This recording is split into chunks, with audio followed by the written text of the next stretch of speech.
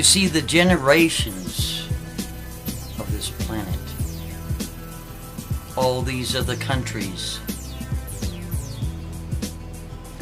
all of these other countries have experienced civil war. All of these other countries have fought with other nations, but not the United States. Well, why would that be? Why have decades gone by?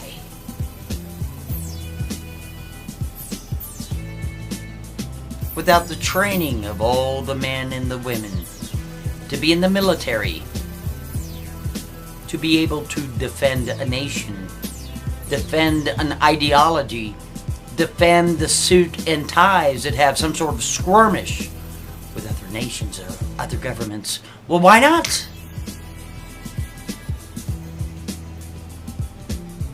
Because the New World Order does not want you to be trained. The New World Order would much rather that the population of the United States be entertained with their iPods and their phones and tablets, video games, movies. Oh yeah. That's what it's all about. Because when the hammer really comes down, you want to make sure that you will be passive, that you're more worried about a third door to bathroom than you are about reality of defending your nation, defending your neighborhood, defending your principles. You bet. This is intentional. This is so intentional, you have no idea. All of these secret apparatuses between the CIA, the NSA, the United States clandestine services, and foreign intelligence agencies are working hand in hand, because you can bet your ass that the last land to conquer is going to be the United States of America. And even though there are more guns in the United States than any other country in the world, it's going to be pretty difficult to defend yourself if you've been snooping around video games, texting on your phone instead of getting out to the firing ranges of the old school, of the trained, of the military men that fought in Desert Storm, Desert Shield, Korea, Vietnam. For decades, the New World Order has turned the United States into a collective pansy nation. Oh yeah. And what are you going to do about it? There is nothing you're going to do about it. Nothing.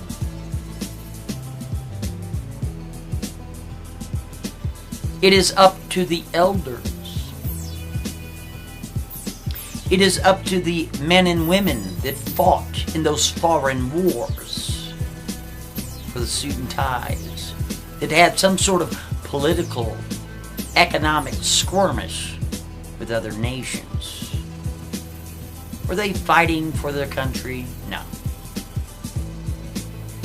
They were fighting for some oil pipeline. They were fighting for some sort of chess wedge in another land to see whose deck is bigger. Right? Yes, that is right.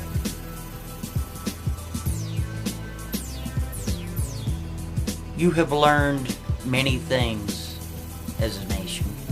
You have learned that if you get out and you're of a certain political group,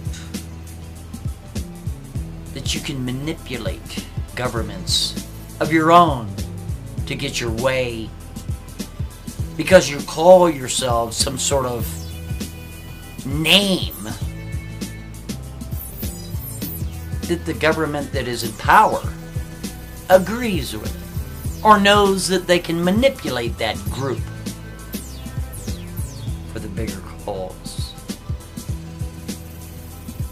But now you have Trump in there. You think he's the savior. You think that he's going to make America great again. You think that this wonderful man, this compassionate individual, is running the show when he's not. He's not running the show. Do you think that the puppet strings have been removed simply because the opposing party waltzed in there?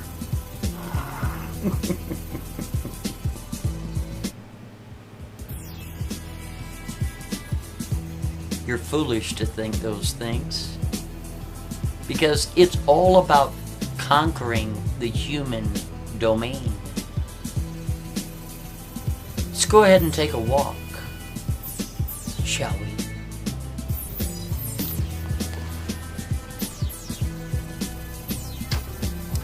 Do you really believe that Jade Helm was some sort of product of preparation for martial law? It was not. It was about conquering the human domain. In other words, they took Navy SEALs and they took Army Rangers and they put them out into the public domain to see if they could manipulate the cameras, the satellites, the GPS technology that has been imposed by the NSA and the NDAA. Oh yeah. That's a fact, Jack. So all of you little paranoid little pansies running around thinking it was some exercise for martial law, you got your head in your ass. You sure do. That's right. It was about conquering the human domain. And you see, drones are going to be very prevalent. They're going to be flying around, observing and monitoring your every move. They sure will be. And there's nothing you're going to be able to do about it. Nothing. There is no man, there is no woman, there is no military, there is no apparatus in this country that is going to be able to stop the surveillance that we have imposed on you. Drones will become an everyday occurrence. Your family cannot go to the park. You won't be able to move in this country without drones shoved up your ass. Do you really believe that the wall that is to be built on the Mexican border is to keep the Mexicans out? It is not. It is to keep you in. So let me ask you a question.